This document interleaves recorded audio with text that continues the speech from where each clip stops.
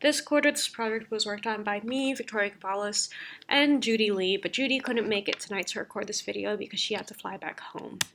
So let's get started. To recap, our problem statement is students in research labs like DTR want to become more efficient researchers. However, this is hard because students often push through work and are not mindful of the strategies they use. They are prone to doing what seems easier in the moment, but may not be effective overall. And I threw in a quick quote that we found through need finding last quarter. And one user said, "Because of my stubborn nature, even if I saw a flaw in my workflow, I kept it to keep the consistency. I often do not have a set schedule of working, so this led to a lot of procrastination and disorganization." So in this quote, we see difficulty in terms of working effectively and being prone to distractions and not wanting to be thoughtful about their process because they just wanted to stick with it. And that is the problem we're tackling. That, in a sense, we're tackling with how do we help students address these metacognitive blockers and get over what they just want to stick with because they're used to and adopt more efficient strategies. So our intervention to this problem that we propose is metacognitive reflection, which helps students understand their problems and apply new strategies to become more efficient researchers. And the new research question that we surfaced during this quarter was, how can we help students tackle chronic meta blockers? So summarizing this quarter's contributions, we did quite a bit of need finding and then user testing, and I also worked on conceptual contributions to better understand how our research fits into literature. So from need finding and status update, we tried to understand how students are currently being introduced to learning strategies, and we tested to see the benefits of introducing chronic meta blockers to students who have been in DTR previously. Along with that, we divided students into two groups. So because a lot of the new students have not done a end of quarter self-assessment because it was their first quarter in DTR, we did a separate exercise with them where they got into pairs and discussed a blocker they had, and their partner would give them advice and offer some alternative strategies they could think of. But in both groups, the users described a recent blocker and how it related to similar past experiences and described certain challenges in overcoming their blocker, and then they were required to describe their process to overcome it. So in the pair and share, a lot of the users found it helpful to get information from another person, but in the group with no pairs, we just introduced meta blockers to see how meta blockers from their end of quarter self-assessment to see how they would fare with just having this information and not really getting those strategies from another person. So some of the takeaways we found through this need finding, especially in terms of when the meta blockers from their self-assessment were introduced, was that it may take students a long time to realize what their chronic meta blocker is because it does not seem important in the moment. One user reported, "It makes me feel like it has taken me a year just to externalize with the help of some experiences and agree that my biggest meta goal should be to ask triggered by if I don't feel like I can meet agreed upon deadlines." So what the user is describing here is that for a very long time, they felt like they had this meta blocker, that they had a really hard time going to someone else for help and going to their mentors for that feedback, although they felt pressed by all these deadlines and felt like they were struggling to meet these agreed deadlines. However, he realized over time that this was actually a huge problem for him, and if he had externalized how he was feeling and articulated what problems he had, he could have overcome his obstacles much faster. So we saw that by having students go through their end of quarter self-assessment, they could actually pick out points where they felt like they grew a lot and pick out points where they kind of realized that, oh, I don't think about this as much as I should, and it's actually been bothering me for such a long time. I didn't know that it interfered with my process this much. So we realized that calling awareness to chronic meta blockers helps students keep track of how they are learning. Another student said that one of the benefits of this process was that it's usually hard to evaluate where she's learning in any given point in time, especially because she can't really remember where she started from. So comparing was really helpful for her.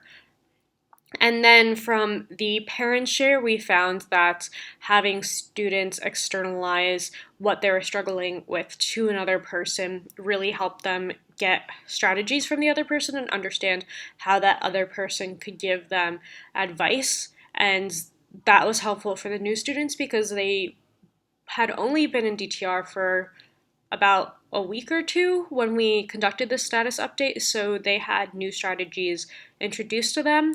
However, we realized that that exercise may be more applicable to another project in our SIG ARS rather than in reflection, and we decided that we would only focus on individual reflection throughout the rest of the quarter. So, afterwards, following this theme of individual reflection and trying to address chronic meta blockers, we did some testing where we introduced reflection scaffolds before and after SIG for 3 students. And our motivation for using SIG as a situation to reflect around was that a lot of the planning that occurs in DTR usually happens during SIG, and SIG has a huge impact on how students' sprints will look like. So we wanted to use the takeaways from SIG to inform our reflections and better understand how students take action to address their risks.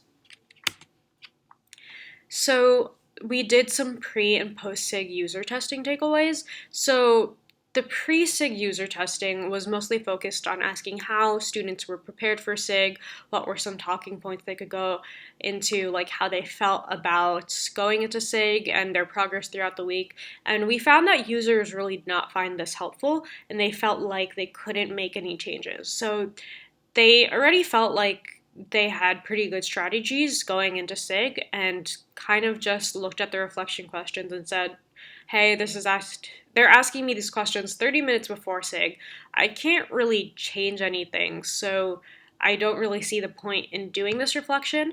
However, in the post-SIG questions, users thought those were a lot more helpful. From our side, when analyzing the responses, we thought that the answers were too focused on projects. But users really liked synthesizing their takeaways after SIG and had some concrete points to look at. And we found that the takeaways they wrote down matched with their professors. And then, so for reflection a few weeks later, which is another test we did to see if they were still actively working on the points that they discussed in SIG, we saw that like our test helped one user slow down and simplify her process to work faster. And we also found that the list of strategies from the end of quarter assessment may not always be applicable because as part of our process, we introduced a list of strategies taken from the self-assessment and asked, are you interested in working on sprint planning this week or your personal development and growth? And we found that just giving a list of these strategies, although it was helpful for the student to recall those strategies, they didn't really always find that it was applicable to their situation. And it was questionable whether or not just giving a list of strategies would be helpful in terms of reflecting. So we also worked on design arguments a lot this quarter. And the major obstacle we found was that users struggle to make reflections actionable. And other reasons for this is that like sometimes users just finish an activity, then reflect, then go back and realize, hey, I've developed all this awareness, but I don't really feel like I can apply these strategies because the situation has already passed. And this is a challenge for them because they don't feel the need to remember the reflection in the moment, so they kind of just put it aside and forget about it. So the characteristic we developed was reflection in action with scaffolding that would allow students to iterate on their process in real time. So this idea of reflection in action was developed many, many years ago by a researcher named Sean, who specifically investigated how people in the workplace may adapt to their situation and do a reflection in action to make sense of their situation when they may not be entirely clear about the factors that affect that situation and don't have like an established body of knowledge and know what to do directly in that situation. So they kind of assess what they've done in the past and see what they can apply to their situation, what they can apply, and whether or not there are any changes they need to make in what they're doing. And we do something very similar in terms of our testing and our reflection scaffolds, in the sense that we prompt our users while they are working and ask them certain reflection scaffolds based on what we found was good reflection by literature. And we ask them whether or not they can make any changes to their process, or just in general how they feel like they're making progress towards their goals and if they can make any changes. And so by having this in-action process and focusing on the situation, we made it so that users feel like they have the opportunity to take action on their reflections and make changes. So the argument was that the likelihood that students will forget to apply the strategies they reflected on decreases significantly. And the outcome we tried to achieve was students try the alternative strategy that they thought was more effective, so they could get used to the idea of iterating on their strategies and trying to overcome the meta blocker at hand, and ultimately become more effective researchers by trying these strategies and learning certain lessons by applying them. So another slice of our design arguments that I wanted to present in this video was that users struggle to tackle meta blockers, often because they're not always apparent in the moment or may not seem super applicable. So the characteristic we thought of was introducing meta blockers and strategies that users seem to struggle with from the end of quarter self-assessment. The argument for this was to bring awareness to chronic blockers to help users think about strategies that will help students resolve these blockers. So in other words, we were just hoping that by having awareness of these meta blockers and kind of reminding students of these meta blockers will help them just start to think about ways they could approach these problems, and ultimately the end goal would be to have some sort of solution to overcome them. But right now, given certain constraints in the quarter, especially in terms of time, we are just focusing a lot on awareness and seeing if there was any benefit in just telling users what they said was their meta blocker in their previous end of quarter self-assessment and seeing if they could kind of see that in their current situation. So the outcome was that users articulate how the meta blocker affects them and pinpoint how the meta blocker may impact how they work during their work session. So along with working on design arguments, I worked a lot on conceptual contributions this quarter. And the main conceptual contributions that I have basically build on self-regulation literature, especially on Barry Zimmerman's work. So right here, I took a diagram from his website detailing what the self-regulation cycle looks like, and just high level. The three stages are planning, practicing, and evaluation, or reflection, as we refer to it. And it kind of just goes around in a cycle, and these three parts of self-regulation all play on one another.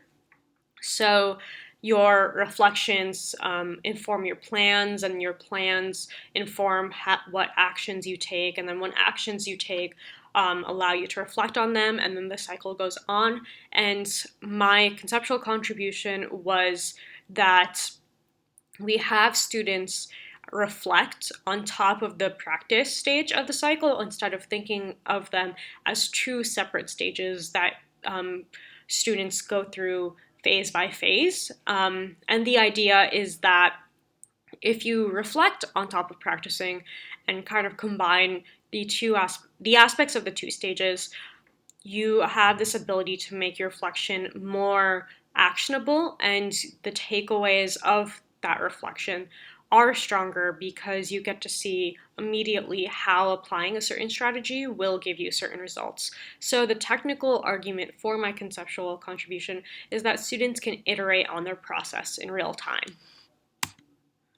So discussion and next steps. So next quarter, we hope to understand users' motivations for being in DTR and working effectively to better inform our reflection prompts.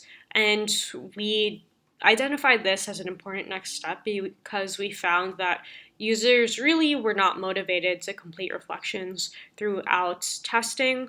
We initially tried to test with 3 people, and 2 of those users at the end were not very responsive.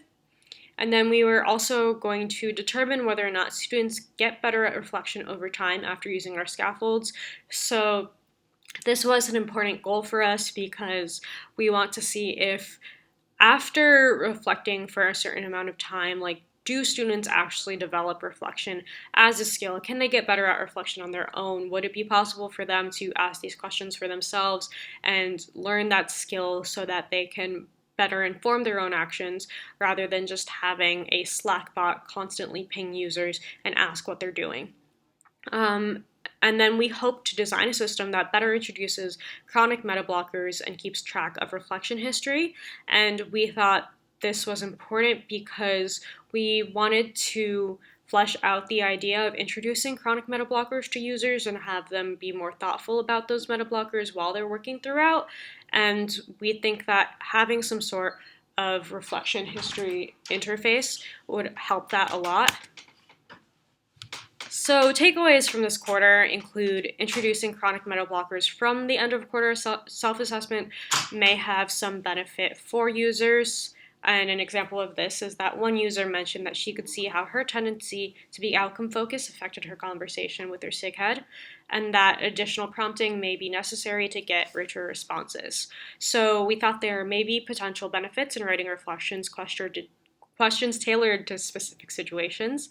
And an example of that would be if a student's working on design arguments, we could work on design argument specific questions and ask those follow-up questions through our Slack bot.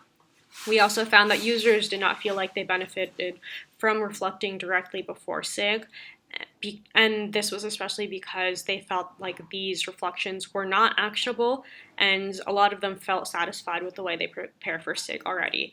And then there are also some potential benefits in asking for SIG takeaways because they keep students aware of what they need to do throughout the week. And that wraps up winter quarter. Thanks for listening.